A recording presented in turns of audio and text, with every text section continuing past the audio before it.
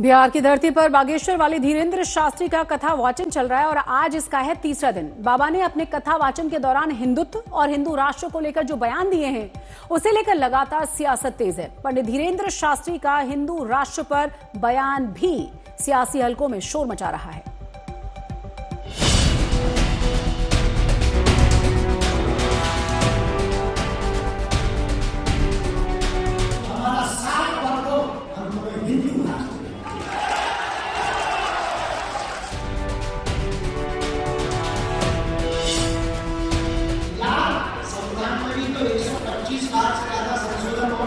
एक बार हिंदू राष्ट्र के लिए हो जाएगा।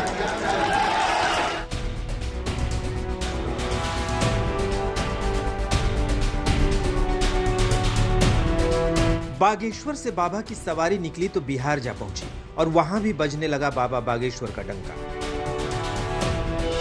बिहार में कुछ ही महीनों में चुनाव है और चुनावी मौसम आने से पहले बाबा के बोल सियासत की तपिश बढ़ा रहे हैं। तो जिनको भी हमारे बिहार आने से बुरा लगा हो और जिन्होंने भी जो भी कहा हो सेंट में आज से 5 दिन तक हम अभी यहाँ कथा करेंगे। आप हमें ज्यादा रोकोगे, हम फिर कथा करेंगे। आप हमें और रोकोगे, हम और कथा करेंगे। आप हमें और रोकोगे, हम यही मठ बनाएंगे।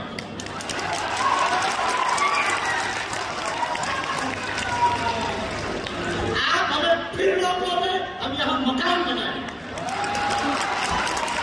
और आप अगर हमें फिर लोगों में मरेंगे तो फिर बिहार में करेंगे।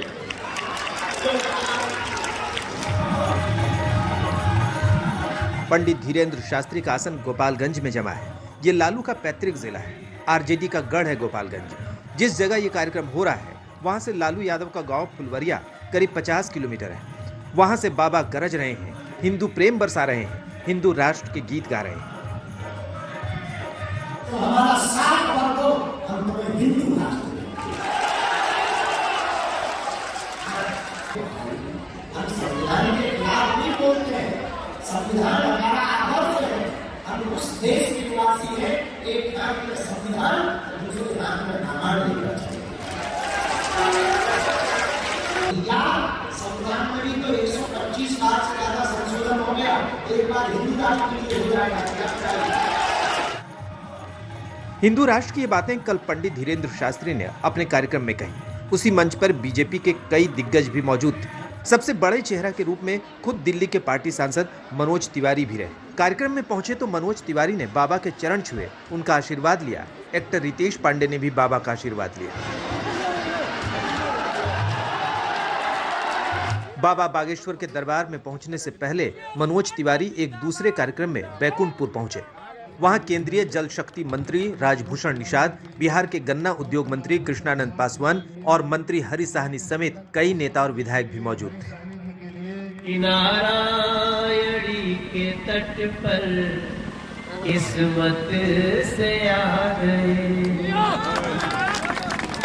नारायणी के तट पर किस्मत से आ गए। उधर है राम घाट, हम तो सीता घाट आ गए। नारायणी के तट पर किस्मत से, किस्मत क्यों? जहाँ राम भी है आए, इस जल में ही नहाए। जहाँ राम जी भी आए, जिस जल में वो नहाए, उस नारायणी के तट पर सौभाग्य पा गए। कुछ लोग सनातन का उत्कर्ष देख करके घबराते हैं। अब उनको तो परेशानी होगी, लेकिन जो लोग सनातन धर्म को, सत्य को, धर्म के रास्ते पे चलना चाहते हैं, उनके लिए तो उत्सव का माहौल है। और मैं चाहता हूं कि सभी लोग आए। कुछ लोग हैं जो वेश बदल के रहते हैं और जैसे ही देखते हैं कि अरे सनातन तो और आगे बढ़ रहा है, तब वो लोग अपना वो कुछ ना कुछ अंदर से निकल जाता है, तब पता चलता है कि सियरा हुआ विश्वा बदलने वाला। सियासत एक तरफ, बाबा बागेश्वर दो टूक कह रहे हैं कि उनका राजनीति से कोई लेना देना नहीं। उनका कहना है कि सनातन की बात करने का मतलब उन्माद फैलाना नहीं है। देखिए, हम अध्यात्म और सनातन की वार्ता पर ही अपने बातों को बोल पाते हैं। हम कोई राजनीति के व्यक्ति नहीं है। हम राजनीति का प्रचार करने नहीं, हिंदुत्व पर विचार करने आए हैं और सनातन का प्रचार करने के लिए हम पूरे देश में जा रहे हैं। लोगों की अपनी अपनी निजी भावनाएं, धर्म को और साधुओं को राजनीतिक बातों से हमें लगता है कि हमको दूर रहना चाहिए। हमें हिंदुत्व पर ही कार्य करना चाहिए, हमें राष्ट्रवाद पर ही कार्य करना चाहिए। भगवान ने शायद इसीलिए हमें भेजा है और हम वो अपना अच्छे से कर पा रहे हैं। रही बात बयानबाजियों की, लोग अपने अपने हिसाब से कथा को अपना अपना अर्थ निकालते हैं, वो उनका मंतव्य है। तो देखिए, सनातन की बात करना, राम की बात करना, उन्माद फैलाना नहीं। सनातन की चर्चा शांति की चर्चा है, सनातन की चर्चा एकता की चर्चा है, सनातन की चर्चा देश को जोड़ने की चर्चा है, सनातन की चर्चा हिंदुत्व को जगाने की चर्चा है, सनातन की चर्चा भारत को बचाने की चर्चा है। अभी पंडित धीरेन्द्र शास्त्री गोपालगंज में 2 दिन और रहेंगे। ऐसे में उनके बयानों को लेकर बिहार में सियासत और तेज होने की उम्मीद है। गोपालगंज से विकास कुमार के साथ आज तक ब्यूरो। पंडित धीरेन्द्र शास्त्री के हिंदू राष्ट्र वाले बयान पर जेडीयू का साथ उन्हें नहीं मिला। पार्टी ने साफ कह दिया है कि इस देश में सर्वधर्म समभाव का मूल मंत्र है और वही चलेगा। हमारा देश संविधान से चलता है और संविधान के हिसाब से India is a secular and democratic state, जहां सभी जाति धर्म के लोगों को रहने, अपना काम करने की छूट है, कहीं कोई बंदिश नहीं है। ऐसे में किसी एक धर्म विशेष की बात करना, हिंदू राष्ट्र की बात करना बेमानी है। भारत ने पूरे विश्व को सहिष्णुता का पाठ पढ़ाया है, सहनशीलता का पाठ पढ़ाया है, अहिंसा का पाठ पढ़ाया है। इसीलिए भारत को विश्व गुरु कहा गया है। कुछ लोग अपनी निजी विचारधारा व्यक्त करते हैं, लेकिन हमें लगता है कि व्यापक स्तर पर सर्वधर्म समभाव के साथ रहने वाले लोगों की संख्या बहुत बड़ी है। और इससे पहले धीरेन्द्र शास्त्री के गोपालगंज आगमन को लेकर जो सियासत शुरू हुई थी, उस पर जेडीयू उनके साथ खड़ी हुई नजर आई थी। आरजेडी के कुछ नेताओं ने सवाल उठाए तो जेडीयू ने बीजेपी के सुर में सुर मिलाते हुए आरजेडी पर भी पलटवार किया। लेकिन जैसे ही बात हिंदू राष्ट्र बनाने की आई, जेडीयू ने किनारा कर लिया।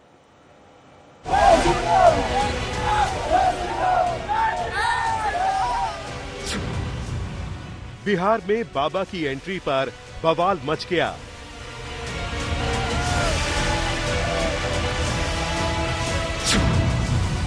बिहार में बाबा बागेश्वर बनाम टीम तेजस्वी। बहुत लोगों को बिहार आने पर, हमारे आने पर बहुत पेट दर्द होता है। एक बात हम निवेदन, कथा तो करेंगे, पर हम पहले ही एक बात निवेदन कर दें, जो हमारी कथा जो लाइव सुने, भैया हम किसी पार्टी के प्रचारक नहीं हैं, हम हिंदुत्व के विचारक हैं। और दूसरी बात, राम के राष्ट्र में राम की कथा तुम रोक लोगे? ये राम का देश है, भगवान कृष्ण का देश है। हमारे तन में जब तक प्राण रहेंगे तब तक हम हिंदुओं के लिए जिएंगे और हिंदुओं के लिए मरेंगे। पर्ची वाले बागेश्वर बाबा बिहार क्या पहुंचे, सियासी बखेड़ा खड़ा हो गया। पहले लालू परिवार के गढ़ राघोपुर में बाबा बागेश्वर को जाने की इजाजत नहीं मिली।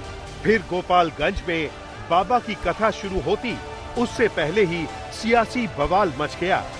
बवाल की वजह है बागेश्वर बाबा का बाबर वाला बयान। ये देश राम लक्ष्मी माई का है, ये देश बाबर का नहीं, रघुवर का है।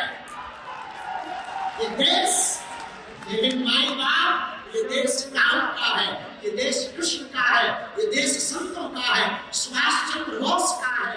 हमारा उद्देश्य ये है, जब तक हमारे तन में प्राण है, हम हिंदुओं के पक्ष में बोलेंगे, हिंदुओं को एक करके ही छोड़ेंगे। क्योंकि हमारी भारत माता जो ऑलरेडी बहुत टुकड़े हो गए। अब भारत को हम बंटने नहीं देंगे, अब हम हिंदुओं को घटने नहीं देंगे। आरजेडी का आरोप है कि बिहार में इसी साल चुनाव है, लिहाजा चुनाव में हिंदू मुसलमान वाली राजनीति के लिए बीजेपी ने बाबा बागेश्वर की बिहार में एंट्री करवाई है। आरजेडी के आरोप पर बीजेपी कुछ बोलती उससे पहले ही बाबा बागेश्वर ने आर पार की लड़ाई का मोर्चा खोल दिया। बाबा बागेश्वर ने ऐलान कर दिया है कि अब वो रुकेंगे नहीं, झुकेंगे नहीं।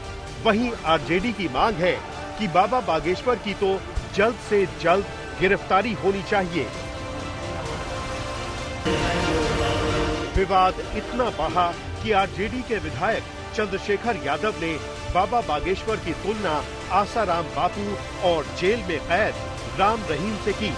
चंद्रशेखर यादव का दावा है कि बाबा बागेश्वर की जांच होगी तो कई बड़े बड़े कांड का खुलासा संभव है। ये लोग नफरती लोग हैं, संप्रदायी लोग हैं, नफरत संप्रदायवाद के बल पर देश के किस्मत के खिलाफ बोल रहे हैं, देश की ताकत के खिलाफ बोल रहे हैं। इसका मतलब ये विध्वंसकारी तत्व हैं। इन लोगों को न हिंदू से मतलब है, न धर्म से मतलब है। ये पाखंडवादी लोग हैं, किसी ढंग से देश को जलाना चाहते हैं। जब तक हमारे तन में प्राण है, हम हिंदुओं के पक्ष में बोलेंगे, हिंदुओं को एक करके ही छोड़ेंगे। क्योंकि हमारी भारत माता के ऑलरेडी बहुत टुकड़े हो गए। अब भारत को हम बंटने नहीं देंगे, अब हम हिंदुओं को घटने नहीं देंगे। तो जिनको भी हमारे बिहार आने से बुरा लगा हो और जिन्होंने भी जो भी कहा हो, सेम टू यू। अब सवाल यही है कि बिहार में बाबा बागेश्वर का आरजेडी इतना विरोध क्यों कर रही है? तो इसकी कई वजह मानी जा रही है। एक बड़ी वजह चुनावी साल में लालू के गढ़ यानी गोपालगंज से बाबा बागेश्वर की हिंदुओं को एकजुट करने की मुहिम। बाबा ने यही ऐलान किया कि बिहार आने के पीछे बड़ा मकसद हिंदुओं को एकजुट करना है। ऐसे में आरजेडी को अंदर खाने डर है कि जातियों में बटे प्रदेश में हिंदू एकजुट हो सकते हैं। 65 से ज्यादा देश इस्लामिक, 95 से ज्यादा देश ईसाइयों के, एक देश यहूदियों का है, एक देश बौद्धों का है। किसी भी देश से मुसलमानों को निकाला जाएगा तो 65 से ज्यादा मुस्लिम देश दोनों बाएं फैलाकर उनका स्वागत करेंगे। हिंदुओं को निकाल दिया जाएगा तो हिंदू कहां जाएगा?